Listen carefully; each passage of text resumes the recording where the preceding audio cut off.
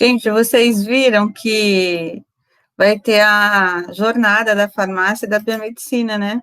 Opa!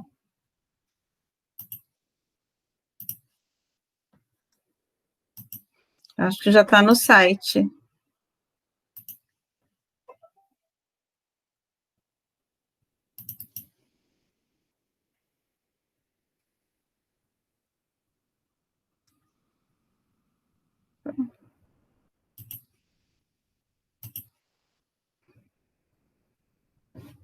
Acabei esquecendo de desligar a câmera. Espera só um minuto. Vocês estão vendo a tela? Sim, Pro. Tinha travado aqui, você falou que vai ter nada? Vai ter a jornada da biomedicina e da farmácia. Tô muito sabendo. Depois eu passo a data, vai sair no site. Deixa eu ver aqui a data direitinho.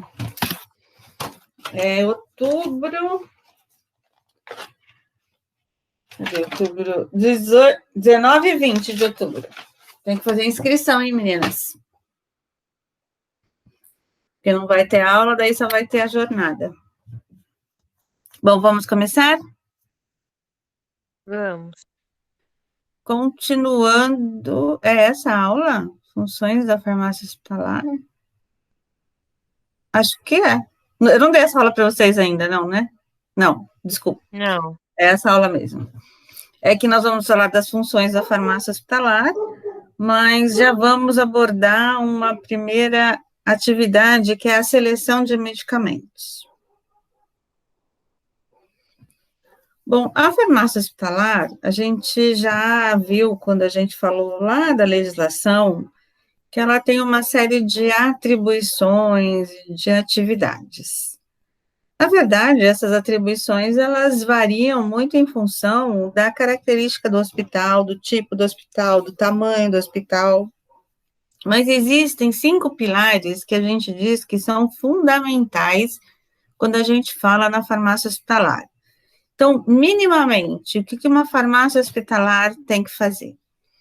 A seleção de medicamentos, de germicidas e produtos para a saúde no hospital. Então, no mínimo, a farmácia hospitalar é responsável pela padronização de medicamentos e outros produtos que são utilizados dentro do hospital. O segundo pilar, a aquisição, a conservação e controle dos medicamentos selecionados. Então, fazer toda a programação de compra e o processo de compra. A manipulação ou produção de medicamentos e germicidas. Tá, nós não vamos manipular nenhum medicamento, nenhum germicida. Minimamente, você tem que ter um laboratório para fracionar medicamentos. Um sistema racional de distribuição de medicamentos e um sistema de informação de medicamentos. Então, pelo menos esses 5 pilares, eles têm que ser desenvolvidos pela farmácia hospitalar. Quando ela está com esses serviços plenamente desenvolvidos e estruturado, ela pode avançar para outras atribuições e outras ações. Alguém pediu para entrar? Alô? Estão me escutando? Ninguém falou nada aqui. Não? Tá. Eu vi um sininho, mas então tá. Tudo bem aqui? Tudo.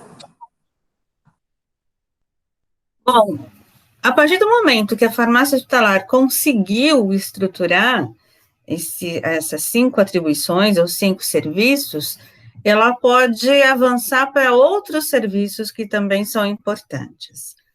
Primeiro, estudos de utilização de medicamentos. Ela pode realizar estudos transversais, fazer levantamento da situação do uso de medicamentos dentro dos hospitais, quais são os medicamentos que são mais consumidos, faixa etária, interações, erros de medicação. A farmácia hospitalar pode ser envolvida em estudos de corte, quando houver. Então, ela pode participar de estudos de utilização de medicamentos. A outra questão, elaboração de protocolos terapêuticos. Existe um medicamento, ele está disponível, mas ele não é para todo mundo. Ele pode ser usado somente quando o paciente estiver em determinada situação. Ele pode ser utilizado somente quando o medicamento de primeira escolha for contraindicado para aquele paciente. Isso a gente chama de protocolos. Você pode definir, por exemplo, que tipos de exames podem ser solicitados ou devem ser realizados para que ocorra a prescrição de um dado medicamento. Programas de farmacocinética clínica. A gente já falou isso lá na farmácia clínica, que é definir situações ou medicamentos que devem ser acompanhados, monitorados de forma laboratorial. Lembram disso? A gente falou do lítio, nós falamos do fenobarbital, alguns medicamentos que precisam ser dosados, precisam ter uma dosagem sérica para serem utilizados. Programas de farmacovigilância. A gente fala muito em farmacovigilância hoje, e em tecnovigilância, a gente também já falou isso na aula passada. Quando a gente fala de um programa de farmacovigilância, é ter um setor estruturado para recolher informações que dizem respeito a reações adversas ou queixas técnicas relacionadas aos medicamentos utilizados. Não é obrigatório ter um sistema de farmacovigilância, mas é desejável que exista um serviço que se responsabilize por recolher essas informações e enviá-las para um Sistema Nacional de Farmacovigilância. No Brasil, oi. Licença, a Lade está pedindo para você aceitar ela. Sai daqui. Oi, Lade. Entrou, Lade? Boa noite, obrigada, entrei. Boa noite. A gente estava falando aqui da farmacovigilância. No Brasil, existe um programa que se chama Hospitais Sentinelas. Foi uma iniciativa por volta do ano 2000, uma iniciativa do Ministério da Saúde, com alguns conselhos de farmácia e algumas entidades de saúde, e foi proposto um programa de capacitação, tanto para hospitais quanto para farmácias. Foram, então, instituídos os hospitais sentinelas e as farmácias notificadoras. Então, tem alguns hospitais que voluntariamente se candidataram e se propuseram a fazer parte desse sistema, foram capacitados para isso. É um serviço que é muito importante. O que a gente percebe é um grande número hoje de queixas técnicas. O ano passado, quando eu prestei consultoria para a Prefeitura de São Paulo, eu fiquei impressionada com o número de queixas técnicas que eles tinham detectado. Pelo menos uma ou duas por dia. É muita coisa, né? Queixa técnica, ela está relacionada ao desvio da qualidade, à não conformidade do produto. Um outro programa importante também é o programa de suporte nutricional, a gente sabe disso. Hoje, dentro de um hospital, a nutrição parenteral é muito importante. Então, ter um setor onde você trabalhe de forma integrada com a prescrição e a manipulação da nutrição parenteral é desejável. Atividades educacionais, e quando a gente fala em atividade educacional, a gente está falando do farmacêutico para os funcionários que estão ligados à farmácia, para os demais profissionais de saúde do hospital e para o público em geral. E a atividade de pesquisa, principalmente o que a gente vê hoje é a pesquisa clínica. A gente já falou de tudo isso um pouquinho lá na farmácia clínica, né?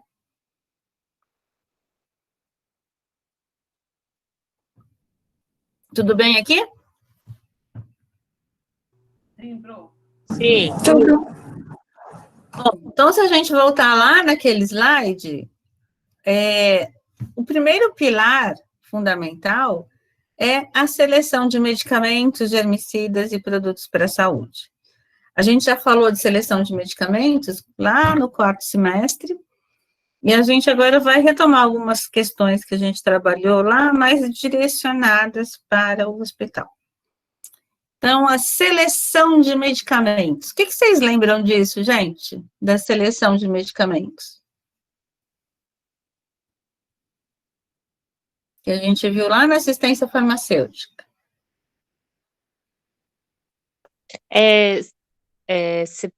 Escolher um número de números de medicamentos assim mais restritos, tipo, ao invés de escolher um monte, escolher menos, para ter uma facilidade mais para utilizar esses medicamentos e saber os efeitos que eles causam.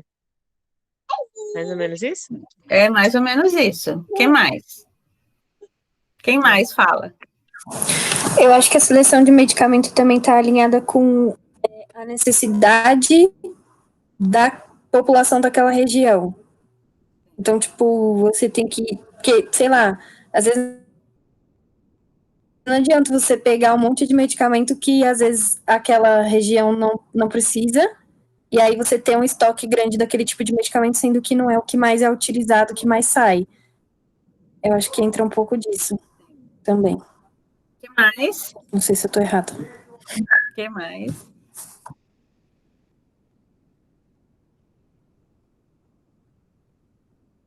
Quem mais fala alguma coisa que lembra?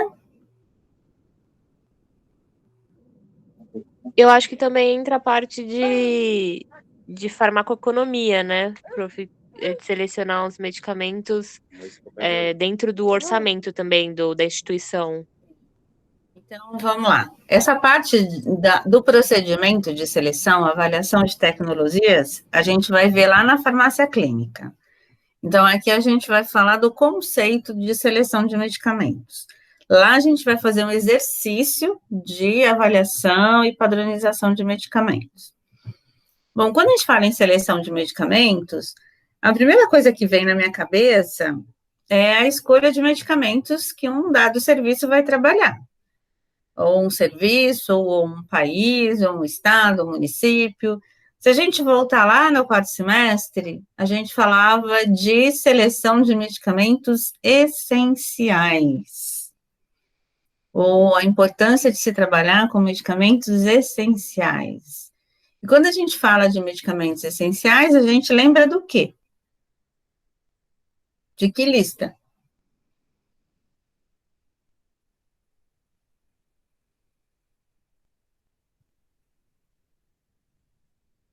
É a Rename? É a Rename, a Relação Nacional de Medicamentos Essenciais. Bom, quando a gente viu lá no quarto semestre, a gente falou da padronização para um município, para o estado, para o país.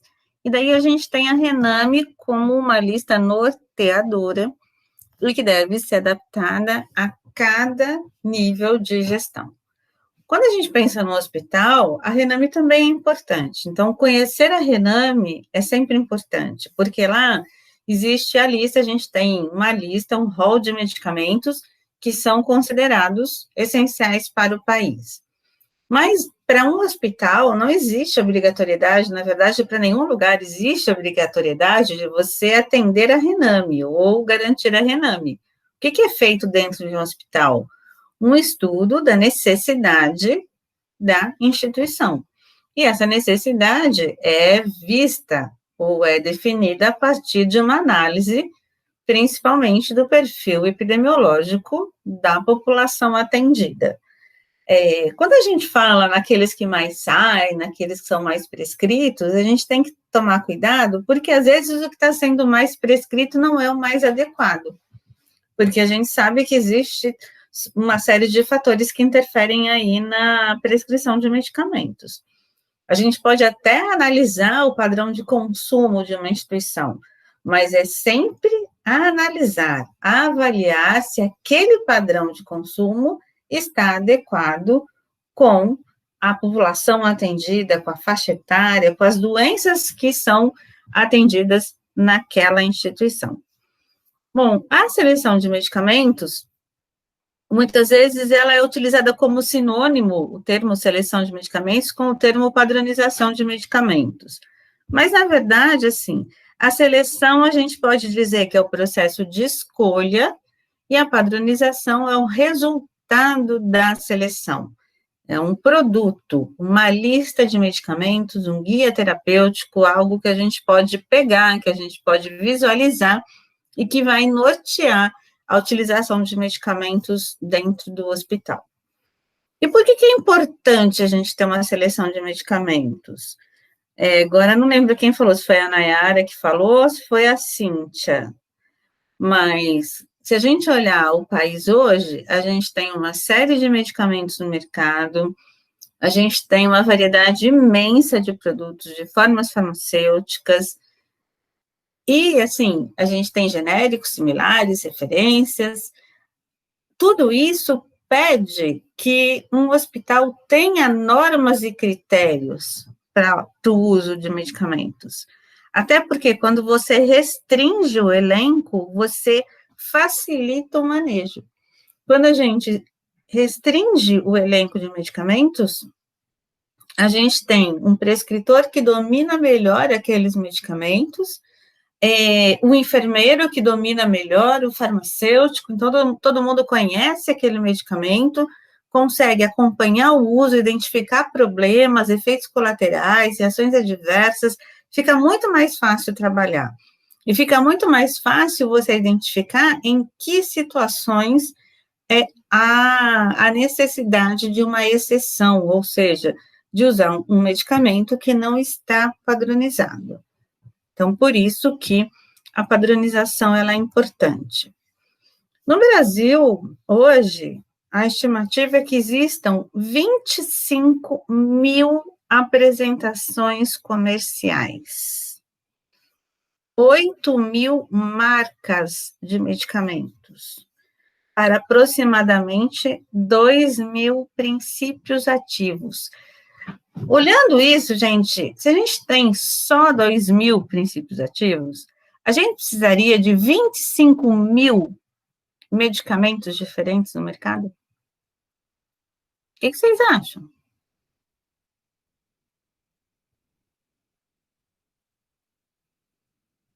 Muita coisa, né, Bruno? É muita coisa. Então, assim, a gente tem, na verdade, quando a gente olha 25 mil medicamentos, na verdade, de medicamento mesmo, se a gente fosse considerar o princípio ativo, são só 2 mil. E daí isso gera muita confusão. Esse final de semana nós fomos visitar a minha sogra, que não está bem, meu sogro, e ela assim, porque quando eu estava tomando um medicamento porcaria, não estava fazendo efeito, eu tenho que comprar aquele medicamento que é bom, que é caro, o porcaria na cabeça dela é o genérico, e o bom é o de marca, que ela paga não sei quantas vezes mais, mas isso ainda está muito grudado na cabeça das pessoas. Ainda é uma concepção de que o medicamento genérico não presta, que o medicamento que é dado no SUS não presta, e o que é bom é o medicamento de rico, que é o medicamento da marca. Então, a gente precisa trabalhar isso, tanto com a população e também com os prescritores. Porque se a gente tem 25 mil apresentações, é muito difícil para um prescritor dar conta de conhecer tudo isso. Você tem que restringir o arsenal terapêutico. E muitas vezes, até por essa diversidade de apresentações, o que a gente vê? Um prescritor que acaba indicando medicamento, prescrevendo medicamentos a partir da propaganda médica, né, da propaganda que é feita pela indústria farmacêutica. O que é um problema? Além da gente ter muito medicamento, isso confunde muito a utilização, a prescrição e o mercado, a gente ainda tem medicamentos sem comprovação clínica e uma inaceitável relação risco-benefício.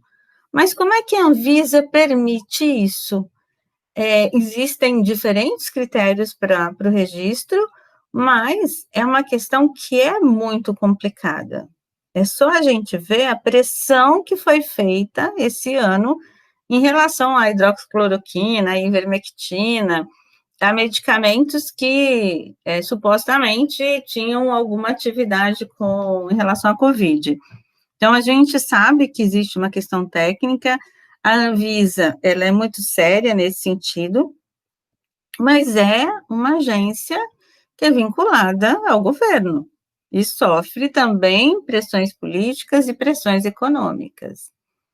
E a gente sabe também que a indústria farmacêutica ela exerce uma pressão muito grande junto aos prescritores. Então, a gente tem aí as propagandas de medicamentos e dentro de um hospital onde a gente trabalha com medicamentos, que são medicamentos de escolha, que não são usuais, que são mais caros, vocês imaginam o assédio que a indústria farmacêutica faz junto aos prescritores.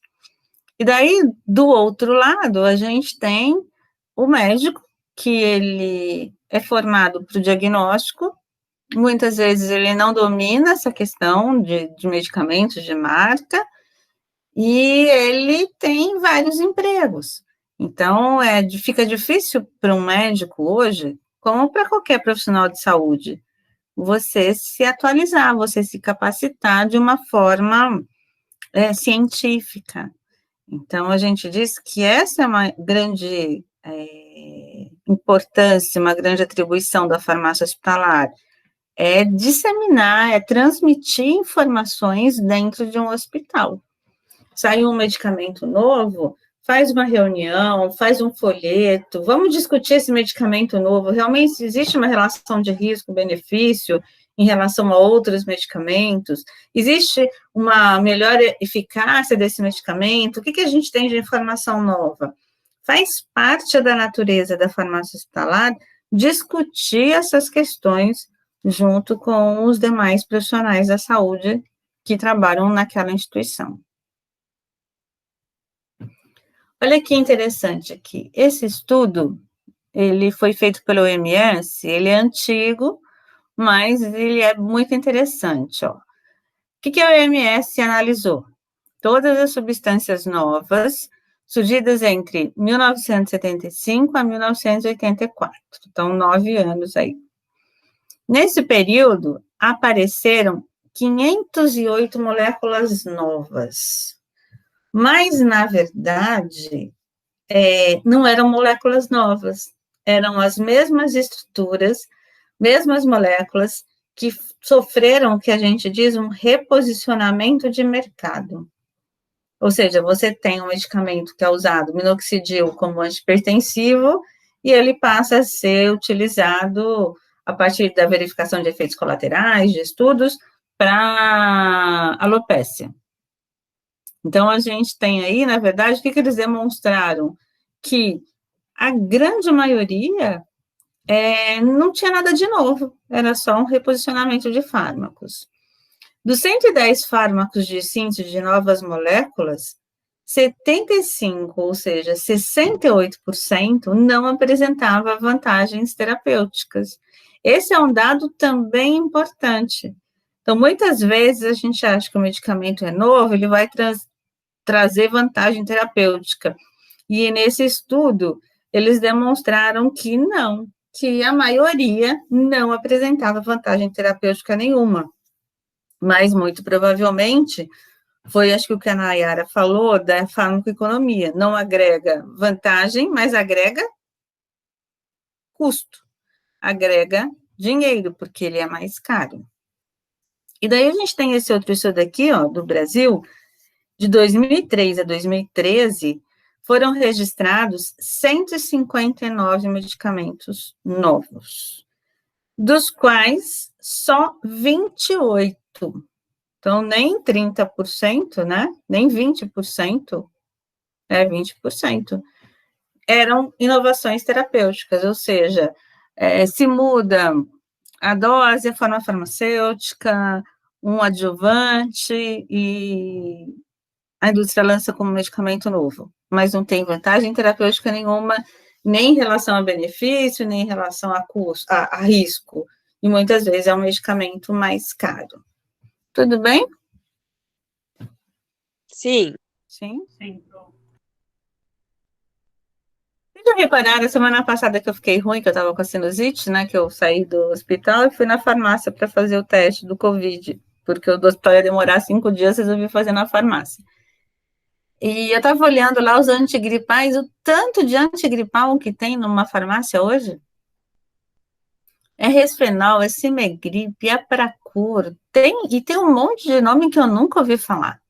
O que é isso? É variação do mesmo fármaco. Será que traz alguma vantagem terapêutica ou tomar o Resfenol, coristina? Não, é tudo a mesma coisa, basicamente, né? Então, uma das preocupações, e isso que leva a importância, o que dá essa grande importância para esse processo de seleção, é o estabelecimento de atividades que proporcionem o uso racional de medicamentos.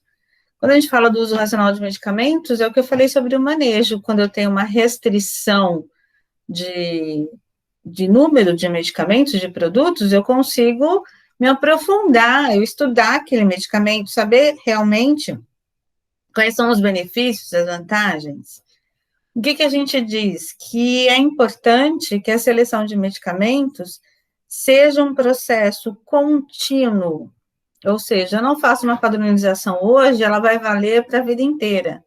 Não, o ideal é que ela seja revista, pelo menos a cada 2 anos, dentro do hospital. O recomendado é que seja revista anualmente, mas que exista uma flexibilidade, exista instrumentos para que essa comissão responsável pelo processo de seleção consiga analisar exceções, mudanças, porque às vezes pode aparecer um medicamento novo, muito bom, e que deve ser padronizado.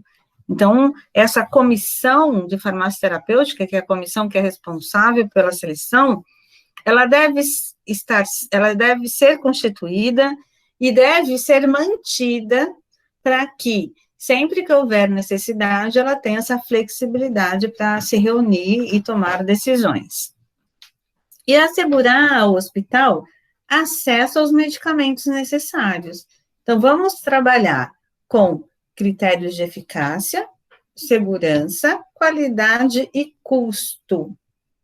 Porque o que a gente percebe é que algumas vezes se gasta muito, não porque se usa um medicamento caro, mas porque não se faz um planejamento adequado, o medicamento não é eficaz, ou aquele medicamento não tem a qualidade que se quer. Então, o que acontece é uma má gestão do medicamento no hospital, e isso leva ao desperdício.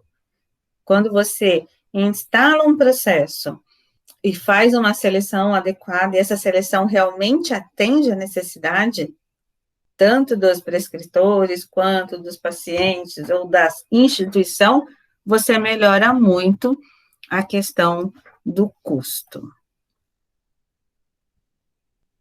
Então, o que é a seleção de medicamentos? É um processo contínuo, não dá para fazer hoje e parar, não. Você tem uma primeira lista e depois você trabalha em cima dessa lista continuamente.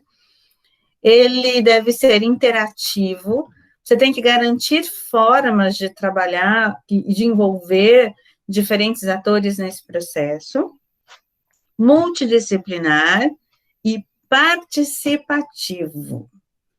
Eu já participei de 2 comissões de farmácia terapêutica. Uma foi desculpa que eu andei aqui. Uma foi no município de Piracicaba, quando eu fui coordenadora do serviço aqui, e a outra foi quando eu fui do Núcleo de Assistência Farmacêutica do DRS 10 do Estado, eu participei da comissão de padronização do Estado de São Paulo. A experiência mais completa que eu tive, que eu acho que foi a mais adequada, foi a do município. Por quê? Porque a gente tinha uma comissão que era multidisciplinar, tinha um farmacêutico, que era eu, no que a gente chamava de núcleo duro da comissão, era eu, um médico da secretaria, um dentista, um enfermeiro, e um representante da secretaria, da parte administrativa da secretaria. Quando a gente ia discutir uma classe terapêutica específica, por exemplo, a gente ia discutir medicamentos para o programa de saúde da mulher, a gente agregava um ginecologista.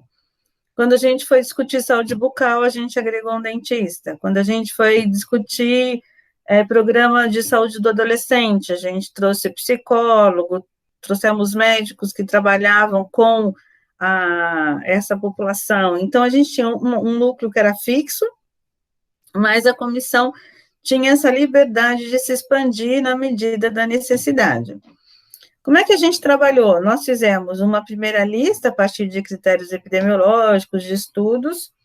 Essa lista foi enviada para todos os médicos e dentistas da rede municipal. Eles tiveram prazo para analisar, para dar sugestões, para pedir inclusão e exclusão de medicamentos. Nós fornecemos formulários para todo mundo que solicitou. Eles tinham que, no formulário, indicar o medicamento que eles estavam sugerindo e tinham que colocar uma justificativa terapêutica. Então, não era só colocar, eu quero esse medicamento porque eu gosto. Não, eu quero esse medicamento porque eu acho ele tem essa ação, ele é melhor do que os outros, ele atende melhor a população. Daí, essa comissão teve um tempo para analisar, para responder todas as sugestões, tanto de inclusão quanto exclusão. E depois que essa lista ficou pronta, nós fizemos reuniões regionais com todos os profissionais de saúde para apresentar essa lista e entregamos em todas as unidades de saúde um memento terapêutico, ou seja, a lista de medicamentos que a gente trabalhou. Então, essa foi a experiência mais completa que eu tive. A gente demorou aí quase um ano nesse processo. No Estado, já foi muito mais difícil trabalhar, porque essa comissão, ela trabalhava muito em função da capacidade de produção da FURP. Então, a gente não tinha muita autonomia e nem não foi feito todo um processo participativo. Por isso que a gente acaba tendo mais dificuldade. Mas do município foi bem interessante, porque a gente conseguiu uma adesão bastante boa dos prescritores em relação à seleção. Então, por que tem que ser um processo participativo? Porque as pessoas têm que se sentir integrantes do processo. Porque se eu não me sinto consultada, se eu não sou consultada, se eu não participo de nada, ninguém que está nem aí comigo também não está nem aí com nada. Então, você tem que envolver as pessoas para que a gente tenha uma adesão a essa lista. Esse processo, ele determina e assegura os níveis de acesso aos medicamentos necessários ao sistema de saúde. Então, que medicamentos, se a gente pensar dentro de um hospital, vai estar disponível somente na UTI, vai estar disponível nas farmácias satélites, vai estar disponível só no centro cirúrgico. Então, você faz uma padronização geral, mas você garante o quê? Que esse medicamento seja utilizado realmente quando ele é necessário, baseado em critérios científicos e econômicos, com vistas ao uso racional de medicamentos. Alguma pergunta? Não. Por enquanto, não. Não? Deu para entender? Sim. Sim, inclusive a dinâmica que a gente fez aqui. Sim, pronto. Bom, quais são os objetivos da seleção de medicamentos? Primeiro, implantar políticas de utilização de medicamentos com base em correta avaliação, seleção e emprego terapêutico no hospital. Então, você tem que ter uma política de utilização. Os médicos, os prescritores que estão dentro do hospital, eles fazem parte de um corpo clínico, eles fazem parte de uma instituição. Imagina se cada um que estiver lá resolver padronizar, prescrever o que ele acha que tem que prescrever, que ele aprendeu na faculdade dele, que ele recebeu o representante à tarde no consultório. Vocês já imaginaram a confusão que é isso? Não tem como, tem que ter uma lógica de seleção e de emprego desse medicamento dentro do hospital. A outra questão que eu falei para vocês, promover a atualização da terapêutica hospitalar. Quando a gente faz um processo de seleção, se a gente faz um processo de seleção adequado, onde você envolve os prescritores e você discute essa prescrição, discute o medicamento, a gente acaba promovendo um processo de capacitação. Quando eu sento com alguém e discuto por que esse medicamento e não esse, qual a vantagem desse, qual o mecanismo de ação, o que eu estou fazendo? Eu também estou fazendo um processo de educação continuada. Eu estou promovendo uma capacitação em relação ao tratamento medicamentoso. Então, isso é um dos objetivos da seleção, porque se você realmente envolve ou realiza todas as etapas da seleção, envolvendo as pessoas no processo participativo, isso faz com que as pessoas estudem, leiam, conheçam novos medicamentos. E reduzir custos, visando obter a disponibilidade dos medicamentos essenciais à cobertura dos tratamentos necessários aos pacientes. Aqui, quando a gente está falando de medicamentos essenciais, a gente está falando dos medicamentos essenciais àquela instituição. E à medida que você reduz o arsenal terapêutico, você melhora o conhecimento de todos, melhora as condições de armazenamento, melhora o processo de compra, você reduz custo, até porque você diminui o desperdício. No final, qual é o grande objetivo da seleção de medicamentos? É o uso racional de medicamentos, através de uma educação contínua e uma reflexão crítica. É chamar o prescritor a fazer essa reflexão. A prescrição não é uma receita de bolo, a gente tem que refletir sobre o medicamento, sobre o paciente, como é que a gente trata aquele paciente. E é engraçado que às vezes a gente percebe isso no médico. Ele se atualiza muito no diagnóstico, mas ele não se atualiza no tratamento. Ou se ele se atualiza no tratamento, ele se atualiza principalmente a partir da propaganda da indústria farmacêutica. Tem um trabalho que foi feito pelo pessoal da Universidade Federal do Rio de Janeiro, já há uns anos atrás, que eles fizeram lá no HC da Federal, no Hospital Universitário da Federal, uma pesquisa com os médicos para saber como eles se atualizavam. E vários deles responderam que assinavam revistas científicas.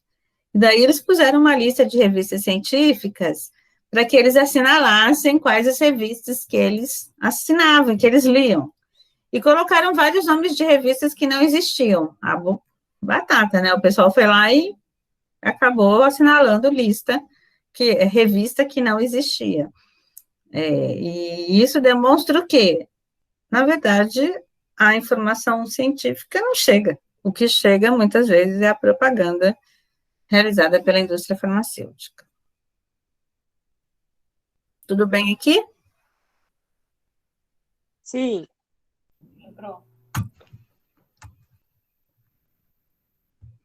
Bom, se vocês não falarem comigo, vai ficando chato, né? Porque só eu falo. Tudo bem? Aqui, Pro. Estamos aqui. Então, tá bom. Bom, quais são os critérios norteadores para uma adequada seleção de medicamentos? Então, eu vou começar uma padronização, uma seleção de medicamentos. Por onde a gente começa? Primeiro, conhecendo as necessidades epidemiológicas da população-alvo. Quais são as doenças que são atendidas naquela instituição, qual é a faixa etária mais atendida, quais são as clínicas que eu tenho dentro do hospital. Eu trabalho com geriatria, com criança, com todo mundo, é hospital geral, é um hospital especializado. Então, a primeira coisa que eu tenho que saber é qual é o perfil epidemiológico da população que aquele hospital atende. Na verdade, assim, a gente pode até falar em região de cobertura. Mas a região de cobertura aqui tem um outro significado, porque não é da região onde o hospital está localizado, mas é da população que ele atende, porque a gente tem muitos hospitais, principalmente aí em São Paulo, que são referência para o estado. Então, na verdade, a gente fala da cobertura, mas não é em relação à localização, mas à população-alvo daquela instituição. Selecionar medicamentos com eficácia clínica comprovada. Isso é o mais complicado, né? É trabalhar com ensaio clínico, com meta-análise, porque sempre tem alguém dizendo, ai, meu tio usou e ficou bom. Ou o médico que chega e fala assim, eu uso no meu consultório e dá certo. Ou o presidente que fala que tomou o medicamento e não ficou doente, né? Então, assim, a gente tem que trazer essa discussão. Existem dados científicos que embasam a utilização de medicamentos. Então, se a gente vai fazer uma seleção de medicamentos, a gente tem que trabalhar com esses dados. Prof, no Bom, caso da hidroxicloroquina, foi usada mesmo sem essa comprovação, né? mesmo sem essa comprovação. Isso foi muito complicado. Tanto é que uma das médicas que defendia o uso da cloroquina e era do Einstein foi mandada embora, né? Então, porque tem Não tem muitos lógica. médicos apoiando o uso ainda, né? Então, eu não sei se é muito médico ou se são alguns médicos que acabam aparecendo muito porque falam demais. Eu não sei. Eu não sei esse dado qual é. Mas o dado É, que a gente tem é que não tem eficácia nenhuma comprovada. Né? Não tem, pois é. muito pelo contrário, os estudos clínicos demonstram que não tem ação. Parece que lá na Prevent Senior usaram muito, né? Então, assim, meio que nem o meu sogro. O meu sogro, ele é o louco da hidroxicloroquina. Na verdade, ele é o louco do Bolsonaro, né? Tipo assim, tudo que o Bolsonaro fala, ele assina embaixo. Então, houve muito essa coisa, tipo, na Prevent Senior usaram hidroxicloroquina, então lá muitos pacientes conseguiram se curar, o tratamento foi muito melhor, não sei o quê. Então, ele falou assim, lá dá pra gente usar a Prevent Senior como um parâmetro pra gente saber que realmente teve efeito, que realmente funciona. Mas não dá. Na verdade, a Prevent Senior foi o primeiro hospital que teve um grande número de casos, por conta do público que ele atende, são os idosos. E até entendo que naquele momento, as informações que chegavam, elas estavam muito conturbadas, e a hidroxicloroquina apareceu como uma possibilidade. Então, eles usaram no início a hidroxicloroquina, eles não usam mais. O que aconteceu? Foi dito que eles tinham tido um bom resultado, mas eles não conseguiram comprovar isso. Por quê? Eles não realizaram estudos clínicos duplo cego, não foi estudo randomizado, eles não tinham um grupo controle, então não dá nem para saber se as pessoas que se curaram foi devido à hidroxicloroquina ou elas iam se curar mesmo. Então, o estudo da Prevent Senior não é considerado um estudo confiável. Ninguém leva em consideração o estudo da Prevent Senior. Na verdade, a gente pode dizer que foi um relato de caso, mas não dá para dizer que demonstrar a partir do uso da Prevent Senior que a hidroxicloroquina tenha efeito. Entendi. Entendeu? Então, assim, dá para saber se tomar vitamina D preveniu? Não dá. Dá para saber se tomar vitamina C preveniu? Não dá. Porque a gente não tem um estudo caso controle, randomizado. Se você tivesse na Prevent Senior desde o começo, então tem 60 idosos aqui, 30 vão tomar e 30 não vão, e a gente vai acompanhar para ver o resultado disso, mas não foi isso que foi feito. Foi uma descrição do que aconteceu. Isso é válido? Ele é válido, desde que você consiga trabalhar com as variáveis. A gente diz que isso é um estudo retrospectivo, eu tenho um resultado e volto para trás.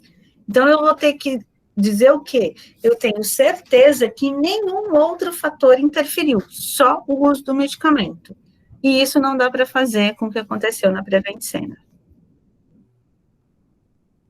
Então, se você quiser falar para o seu sogro, isso pode falar. Falarei. Tá bom? Tá bom? Tá ótimo. Bom, Obrigada. hoje o seu presidente não falou lá na ONU que o auxílio da pandemia foi de $1.000 por pessoa? Vocês viram isso? Não falou isso? Falou. Vocês sabem quanto é $1.000? R$ 5.400. 5 mil e poucos reais. Quem Eu dera. queria saber quem é que recebeu esse auxílio.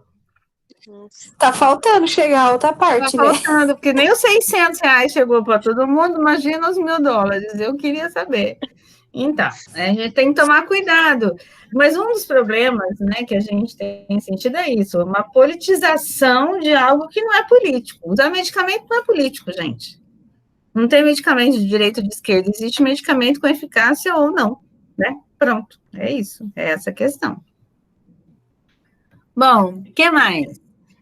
Eu tenho um medicamento que é eficaz, mas eu também tenho que olhar a toxicidade, ou seja, a segurança do uso desse medicamento. Ele pode ser maravilhoso, mas ele é muito tóxico. Como é que a gente escolhe um medicamento desse? A não ser se não tiver outra escolha, né? Mas é sempre escolher o de menor toxicidade e maior comodidade terapêutica. Ou seja, se a gente pensar na comodidade terapêutica, o melhor é via oral e dose única, não é?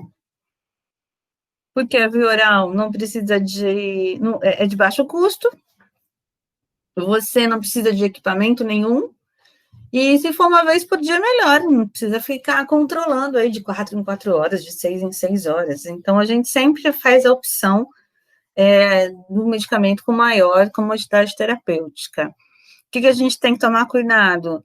Esses medicamentos aí de dose única, ou de uma dose por dia, geralmente eles têm ação prolongada e muitas vezes não podem ser utilizados em idosos. Por isso que é importante você conhecer o público-alvo da instituição. Prof, por quê? Por quê? Porque quando eles têm atividade prolongada, eles ficam mais tempo no organismo, e se um idoso ele tem um comprometimento renal ou hepático, você vai ter uma ação mais prolongada ainda, porque ele não vai ser excretado na mesma velocidade de um jovem. Daí você pode ter uma maior toxicidade. Ah, E daí, mesmo que não seja patológico, existe um processo que a gente chama que é de senescência.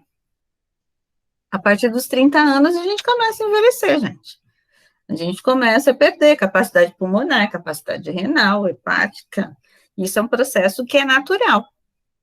Hoje as pessoas vivem 80, 90 anos, elas têm deficiências, elas têm uma diminuição de função fisiológica, isso é fato, mesmo que não seja patológico. Tá? Então, a gente tem que tomar muito cuidado com medicamentos de ação prolongada com idosos. Esclareci? sim, prof, obrigada. E padronizar especialidades farmacêuticas que tenham informações de biodisponibilidade. Tá? Isso é lei desde 2014, que no mercado brasileiro hoje todos os medicamentos têm que ter essa informação, mas é sempre bom a gente verificar se tem informação sobre a biodisponibilidade na bula, no registro do medicamento da Anvisa. O que mais? Padronizar um medicamento cujo custo seja menor, mas que tenha a mesma qualidade terapêutica, isso é óbvio, né? Então, eu devo fazer uma pesquisa de custo e trabalhar em cima do menor preço. Evitar, não só do menor preço, né, mas a gente fala hoje do custo do tratamento, como a gente já falou lá na farmácia clínica. Evitar a inclusão de associações fixas. O que é uma associação fixa?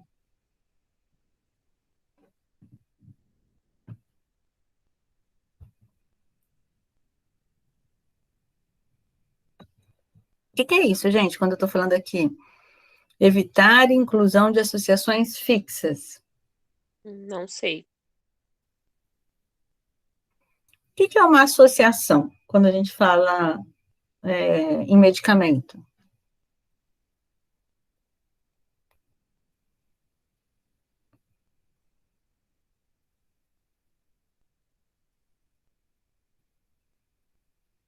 Alguém consegue me dar um exemplo?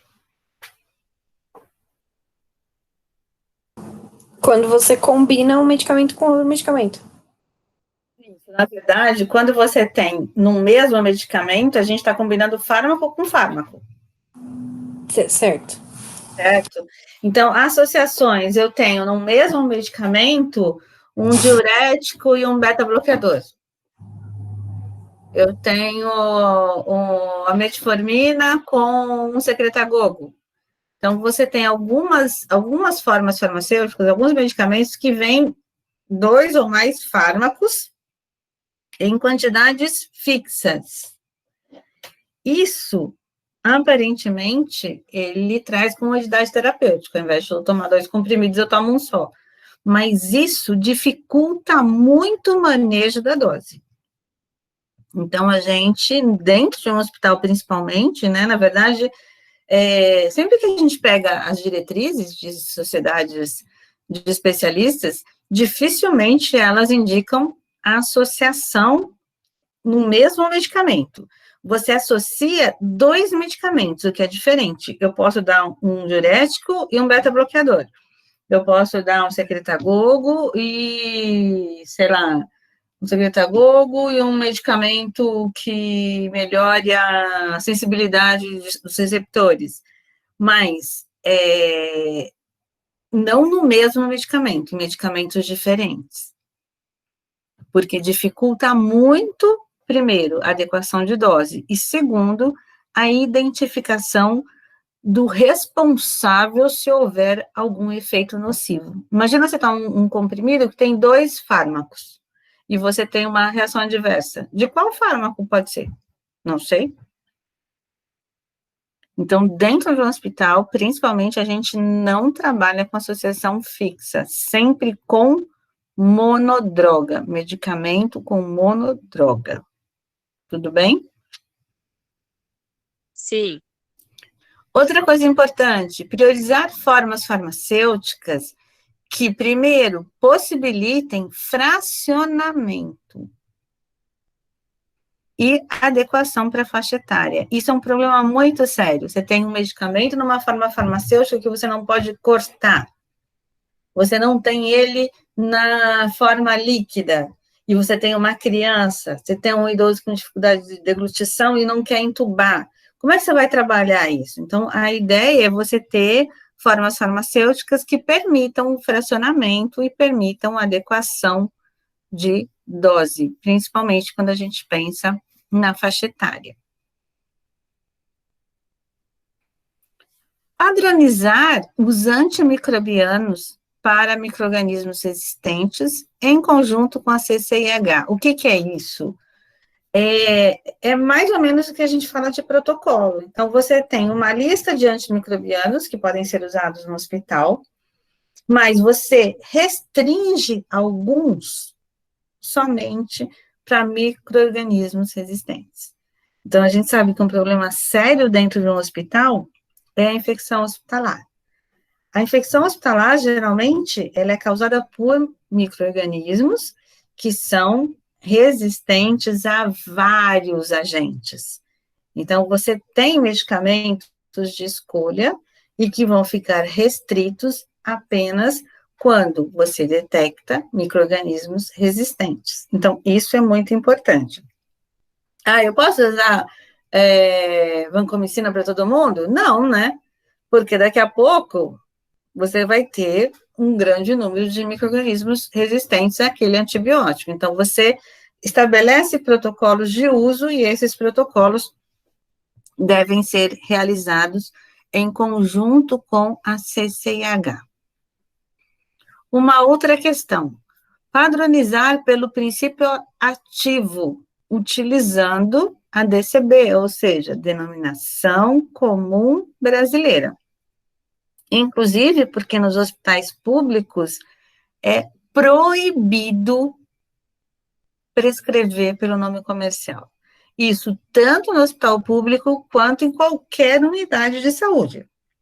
Dentro do SUS, não se pode prescrever pelo princípio ativo. Uma outra questão importante, você pode ter medicamentos que tenham uma mesma ação farmacológica. Mas, quando isso acontece, o que você tem que se preocupar? Eu tenho medicamentos que têm a mesma ação, mas eles têm que ter algo diferente para que você possa adequar ao seu paciente. Então, medicamentos que têm estrutura química diferente, por exemplo, eu tenho a simvastatina, que é lipossolúvel, eu tenho a pravastatina, que é hidrossolúvel, tem características químicas diferentes. A simvastatina, ela sofre ação do citocromo P450, a pravastatina não. Então, você vai escolher ter pelo menos uma alternativa que tenha a mesma ação farmacológica, mas que tenha estrutura química diferente e, principalmente, alguma característica farmacocinética diferente. Então, a gente tem que ser capaz de fazer essa análise. Ou um tem uma via de administração diferente, um não passa pelo fígado, não tem o efeito de primeira passagem, mas eu tenho que identificar alguma coisa que seja diferente e que me permita adequar o medicamento a alguma característica do paciente que eu tenho. Thaís, mas que tem uma vantagem no uso terapêutico, né? Aqui não é vantagem. Aqui eu estou falando de medicamentos de mesma ação farmacológica. Eu não estou falando de vantagem terapêutica, eu estou falando de adequação. Por exemplo, eu quero um diurético. Será que todos os diuréticos, eles agem da mesma forma? Eles têm a mesma estrutura química? Não é importante eu ter pelo menos duas opções dentro da mesma ação farmacológica? E eu não estou falando em vantagem terapêutica, eu estou falando em relação às características do paciente. Que é um pouco o que eles falaram naquela palestra do Covid na UTI. Você tem ali vários medicamentos que podem servir na sedação, mas que têm características diferentes. Um é lipossolúvel, outro é hidrossolúvel, um é excretado pelo rim, o outro não é. Então, você analisa e deixa, porque imagina que eu tenho um medicamento, sei lá, um analgésico que é excretado pelo rim, e você tem pacientes que têm insuficiência renal. Não é melhor você ter também um analgésico que não seja excretado pelo rim? Deu para entender? Deu, Thaís. Tá, eu não estou falando só de eficácia, eu estou falando agora de efetividade. Eu estou propondo uma análise em relação ao paciente que você está atendendo naquele momento. Eu vou ter que ter antipertensivo? Lógico. Mas seria bom você ter antipertensivos, pelo menos 2, que tenham estrutura diferente, mecanismo de ação diferente, farmacocinética diferente. Tá? Tudo bem. Bom, garantindo todos esses critérios, nada que vocês já não tenham visto, né? Eu só estou, assim, organizando numa discussão dentro do hospital, mas é tudo que vocês já viram. Quem faz a seleção? Quem faz a seleção é a Comissão de Farmácia Terapêutica, a CFT. O que é importante? Que ela seja constituída oficialmente. Ela tem que existir de uma forma documentada. Então, as 2 vezes que eu fui de comissão, eu fui nomeada por portaria. uma pelo secretário de saúde, a outra pelo secretário de Estado de Saúde, mas eu fui nomeada por portaria. Se é feito dentro de um hospital, você tem que ter isso documentado, uma resolução, uma portaria, sei lá, algo que deixe documentado quem faz parte desta comissão. Você tem que oficializar esse processo, porque essa comissão de farmácia terapêutica, ela vai ter autoridade, ela vai ter responsabilidade em relação à padronização de medicamentos utilizados no hospital.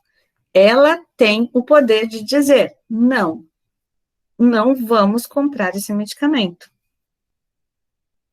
Ela define protocolos e faz seguir protocolos. Ela tem esse poder de dizer, não está dentro do protocolo.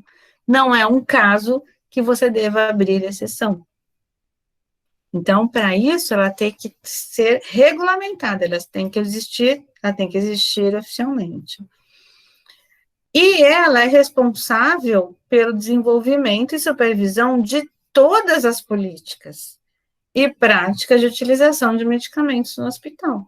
Então, o que pode ser fracionado, o que pode ser diluído, é ela que regulamenta todo o uso de medicamento dentro do hospital. Então, isso é importante para a gente ter noção da importância dessa comissão. Segundo a Secretaria de Estado de São Paulo, então, ela tem a Secretaria de Saúde do Estado tem um manual que fala da comissão de farmácia terapêutica. Então, isso é importante, tá? Isso serve como manual para os hospitais públicos, mas também serve como norteador para os hospitais privados. Eu achei bem interessante esse documento. Então, para a Secretaria de Saúde de São Paulo, qual a finalidade da comissão de farmácia terapêutica? Primeiro, servir como órgão consultivo e deliberativo, olha que importante, sobre medicamentos, além da promoção do uso adequado dos mesmos. Então, ela pode ser consultada e ela delibera, ela decide os medicamentos que vão ser utilizados e em que situação eles vão ser utilizados. Por quê? Com isso, ela ajuda a promover o uso adequado dos medicamentos, mas, além disso, ela pode estar fazendo o trabalho de educação continuada, de capacitação, porque ela tem essa responsabilidade do uso racional dos medicamentos. É um órgão de assessoria diretamente vinculado à autoridade máxima da instituição. Olha que importante isso, gente. Porque ela tem que ser respaldada. Vocês conseguem imaginar a quantidade de conflito que existe entre prescritor e a comissão de farmácia terapêutica? É muita gente, com formações completamente diferentes. Então, é importante que ela seja vinculada à diretoria do hospital e ela tenha respaldo para trabalhar. Quem está dizendo isso é a Secretaria de Saúde de São Paulo, não é nenhum farmacêutico, tá? É a Secretaria de Saúde do Estado de São Paulo. Qual a estrutura da comissão de farmácia terapêutica? No mínimo 4 membros, sendo membros natos. Tem que ter um farmacêutico, um médico representante da comissão de controle de infecção hospitalar, porque discutir antimicrobiana é super importante, um enfermeiro e um representante de serviço médico. Então, essa seria a composição mínima. E desses 4 membros sai um presidente, que vai ser a pessoa que vai ser responsável por organizar discussões, reuniões, pauta, mas você tem 4 membros natos. E depois, conforme as características de cada hospital, você vai agregando representantes das clínicas, importantes, foi o que eu falei para vocês, à medida que a gente ia discutir um programa ou uma área, a gente incluir aqui no município um profissional diferente, e é importante que tenha um membro consultor da administração hospitalar. Então, sempre lembrar que a questão de custo, a questão financeira, a questão orçamentária é importante, a gente trabalha com o possível. A gente até busca o ideal, mas a gente trabalha com o possível. Então, por isso, tem que ter alguém da administração hospitalar. Certo? Sim? Estão concordando comigo? Sim, Pro. Tá bom. Quais são as atribuições da Comissão de Farmácia Terapêutica? Então, primeiro, elaborar a padronização de medicamentos, estabelecer critérios de inclusão e exclusão para a padronização de medicamentos, e a gente trabalha muito com formulários, então elaborar esses formulários para essa discussão, né, tem que ser tudo formalizado, não é encontrar um médico no corredor, eu quero colocar esse medicamento, não, tem que ter um formulário, o médico tem que preencher, tem que justificar, então quem elabora esse formulário e quem define a dinâmica para análise das sugestões é a Comissão de Farmácia Terapêutica.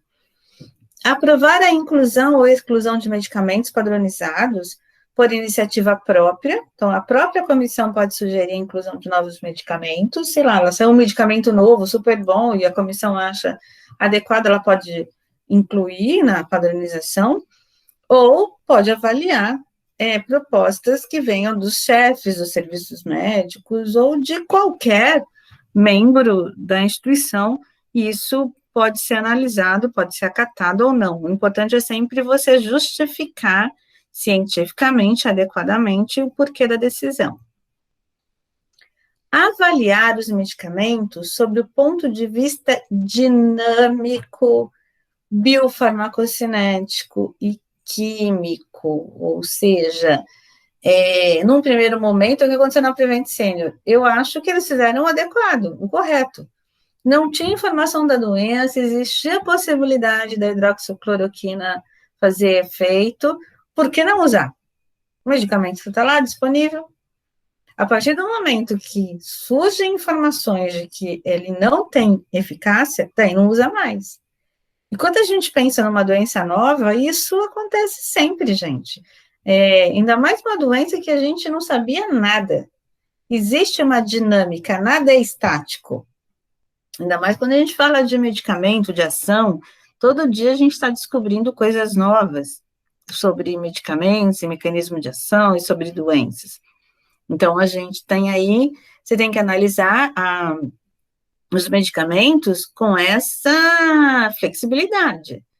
Você tem que ter critérios farmacocinéticos e químicos, né? Então, a gente tem que conhecer o medicamento para saber, por exemplo, incompatibilidades farmacêuticas, o que você pode misturar ou não quando você manipula um medicamento endovenoso. Emitindo parecer técnico sobre sua eficácia, eficiência e efetividade terapêutica como critério fundamental de escolha, assim como avaliar sua farmacoeconomia como mais um critério para a sua padronização. Então, a questão do custo não é o único critério. Não é porque o custo é alto que eu não vou padronizar, mas é um dos critérios de análise. Evitar várias apresentações do mesmo princípio ativo e formulações com associação de medicamentos. Olha aí, isso aqui está dito pela Secretaria de Estado, é aquilo que a gente já discutiu. Eu posso ter medicamentos com a mesma indicação terapêutica, com a mesma ação, mas que tenham características diferentes para que eu possa manejar com o paciente. Mas eu não preciso ter AS de 500, aspirina de 500, melhoral de 500, ou seja, várias apresentações do mesmo princípio ativo. Isso não se justifica. Fixar critérios para aquisição de medicamentos não padronizados. Isso é importante. Às vezes vem uma solicitação assim, o médico quer incluir na padronização. Você decide, né? A comissão decide que não vai incluir, mas que naquele caso ele pode ser comprado. Então, isso passa pela Comissão de Farmácia Terapêutica. Então, vejam a importância dessa comissão. Incentivar o uso dos nomes dos medicamentos pela denominação comum brasileira, DCB, lembrando sempre que nos hospitais públicos, a prescrição pela DCB é obrigatória. Revisar periodicamente as normas de prescrição. A gente viu muito isso agora na pandemia, mudando legislação de validade de receita, principalmente em relação aos medicamentos controlados. Vocês viram isso, né? Porque à medida que fica difícil você ter consultas presenciais, alguns prazos foram flexibilizados. Validar protocolos de tratamento elaborados pelos diferentes serviços. Eu tenho, sei lá, lá no centro cirúrgico, alguém está propondo um protocolo de antibiótico profilaxia. Tudo bem, pode propor, só que esse protocolo para ser implementado, ele tem que ser validado pela Comissão de Farmácia Terapêutica. É um serviço bem interessante, né? E ele é muito dinâmico, porque você tem que estar sempre pesquisando e analisando informações sobre os medicamentos. Então, esse farmacêutico aqui é um profissional que deve ter essa habilidade, gostar de pesquisar e de aprender, porque ele tem que estar sempre atento às inovações. Organizar a comunicação interna de divulgações da Anvisa. A gente tem vários alertas da Anvisa retirando o medicamento do mercado, colocando, liberando, exclusão de alguns itens, a confecção de boletins, dentre outros. Promover ações que estimulem o uso racional de medicamentos, as atividades de farmacovigilância. Então, se não tem um setor de farmacovigilância no hospital, a comissão vai ter que elaborar um formulário para registrar as reações adversas, registrar as não conformidades, para encaminhar isso para os órgãos adequados. Garantir o cumprimento de suas resoluções, mantendo estreita relação com o corpo clínico. Isso é um grande desafio. Existe uma resolução, existe um protocolo, e daí, assim, você tem que discutir com o prescritor, porque ele não quer seguir o protocolo. Gente, isso eu participei muitas vezes, não no hospital, mas no estado, em relação aos medicamentos do componente especializado. Como é complicado. E muitas vezes, essa não observância dos protocolos clínicos vira uma ação judicial contra o Estado. E daí você tem a distorção, né, de todo um planejamento, você compromete todo o planejamento orçamentário em função de algo que você sabe que não tem justificativa terapêutica. Isso é muito complicado. Mas a gente tem hoje um pouco essa indústria de ações judiciais, né? Você tem uma prescrição que não é prevista, que muitas vezes não tem justificativa terapêutica, mas mesmo assim o Poder Judiciário garante o cumprimento da prescrição, porque ele também não consegue avaliar se aquilo é adequado ou não para o paciente. Assessorar a direção de departamento técnico ou clínica da instituição em assuntos de sua competência. Então, é o que a gente viu lá no outro slide, da própria secretaria. A CFT tem que ser ligada à autoridade máxima dentro do hospital, porque ela é um órgão assessor quando a gente fala de medicamentos. Elaborar um guia farmacêutico a ser divulgado em todas as clínicas da instituição, com atualizações periódicas, anuais ou sempre que necessário, contendo minimamente os medicamentos padronizados e seus devidos grupos farmacológicos. Então, é feito uma seleção, resulta numa padronização, como é que isso vai ser divulgado? Porque se você não tiver uma divulgação, se isso não tiver de fácil acesso, de fácil consulta para todos os envolvidos, nós teremos problemas. A comissão terá problema, porque as pessoas não vão atrás de saber o que está padronizado ou não. Isso é claro, isso é uma coisa do dia a dia, tem que estar na mão do profissional. Bom, o que mais? Definir anualmente metas de melhorias e suas estratégias, sempre buscando a qualidade com a atuação de educação permanente, e desenvolver atividades de caráter técnico-científico com fins de subsidiar conhecimentos relevantes à instituição. Promover encontros, discussões, workshops, oficinas, palestras, isso tudo é atribuição da Comissão de Farmácia Terapêutica, porque ela traz palestras, ela traz discussões, e isso atualiza todos os profissionais da instituição. Alguma pergunta, gente, até aqui? Não, tranquilo. Nem comentário? Não? Estou entendendo tudo? Não tem nenhuma dúvida, nada? Por enquanto, não, Pro. Então, tá bom. Bom, o que é a padronização de medicamentos? A seleção é o processo de escolha, e a padronização é o resultado concreto do processo de seleção. Então, depois que você faz a sua lista de medicamentos, o que se aconselha? Que a comissão elabore um guia farmacoterapêutico, um memento farmacoterapêutico. O que é isso? É um manual que traz a relação dos medicamentos selecionados e informações essenciais sobre medicamentos. Então, você tem lá o nome do medicamento, a gente tem a dose, a gente tem a posologia, alguns nomes comerciais para o clínico saber do que você está falando, via de administração, contraindicações, interações, você pode colocar o que você quiser de informação. Eu olhei na internet hoje, encontrei alguns modelos. Eu encontrei esse do Sírio-Libanês, que é o Guia Farmacêutico 2014-2015. Aqui achei um guia farmacoterapêutico do HC, aqui da USP, e um guia farmacoterapêutico lá de Goiás, de 2009-2010. Então, a gente percebe aí, olha, eles geralmente têm uma validade de 2 anos, porque ele tem que ser sempre atualizado, trazendo novas informações.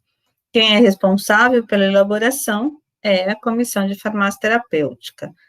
Então, esse guia terapêutico, ou memento, ele pode ser organizado, por exemplo, por classe terapêutica. Isso facilita a busca. Ele tem que ter uma fácil visualização. Então, o médico, na pressa, ele tem que pegar o guia e encontrar o que ele quer.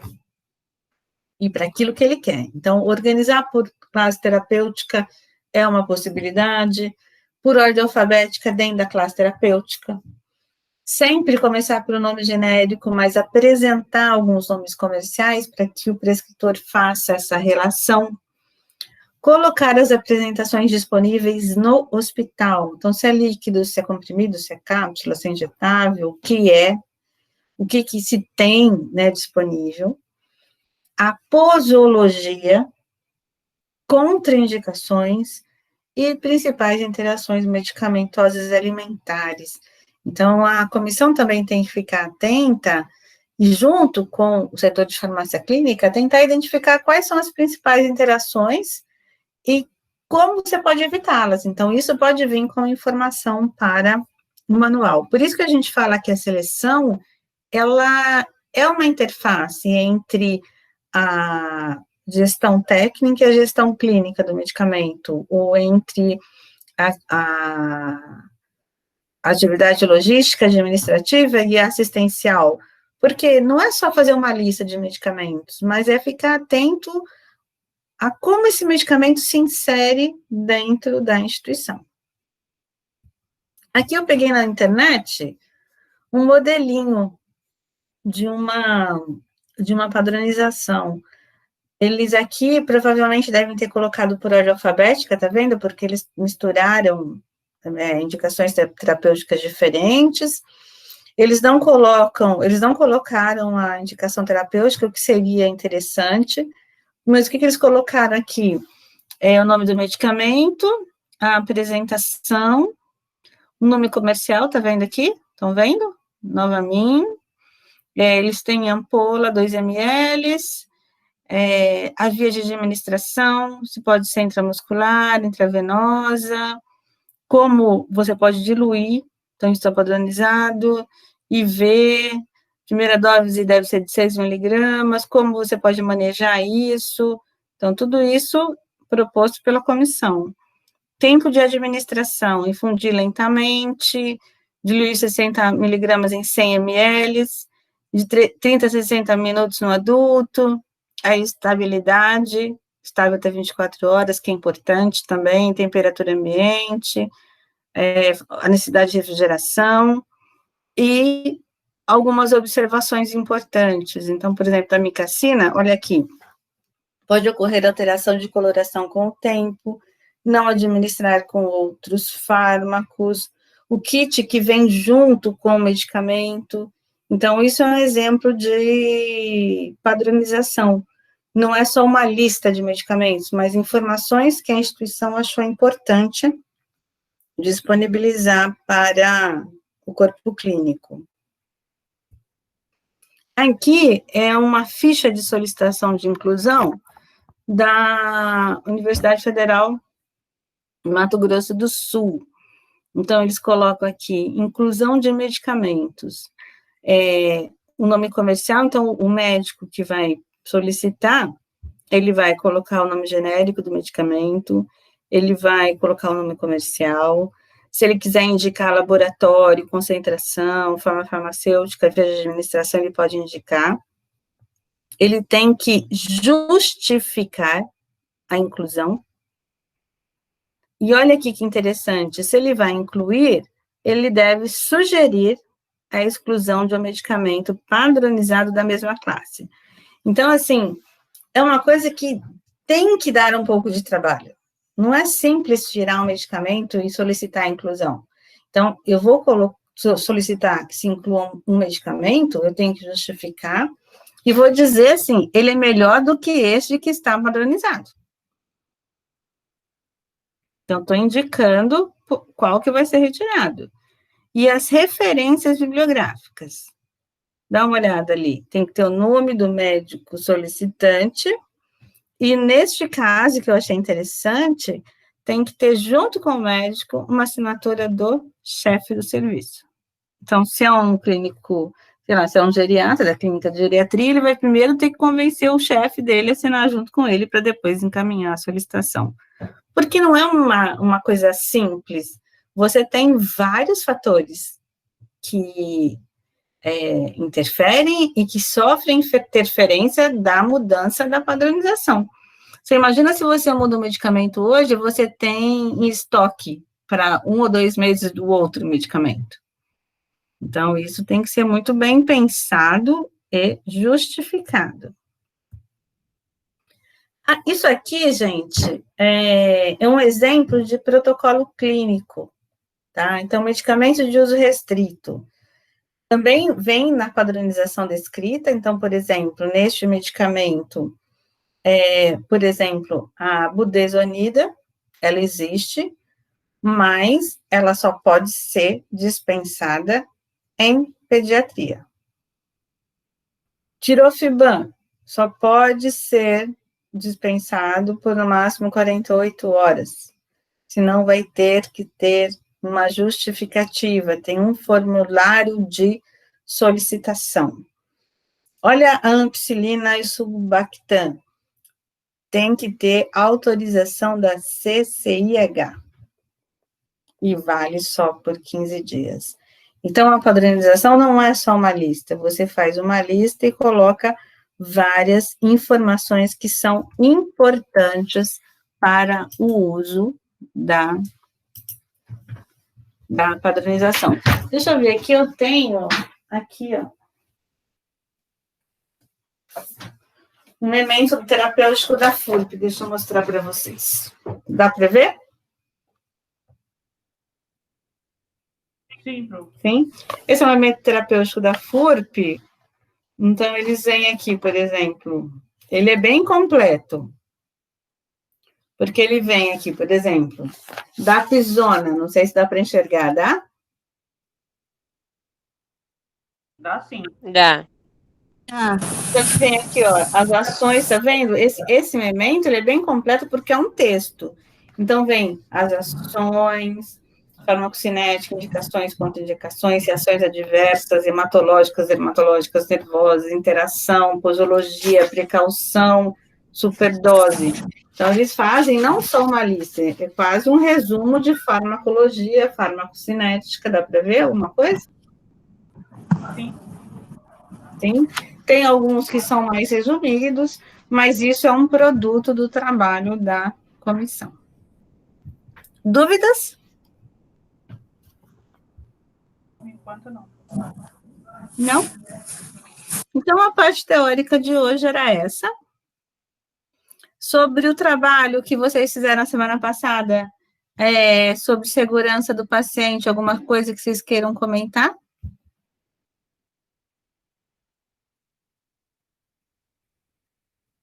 Não, prof. Não? Nada que chamou a atenção de vocês? Hum. Hum. Não?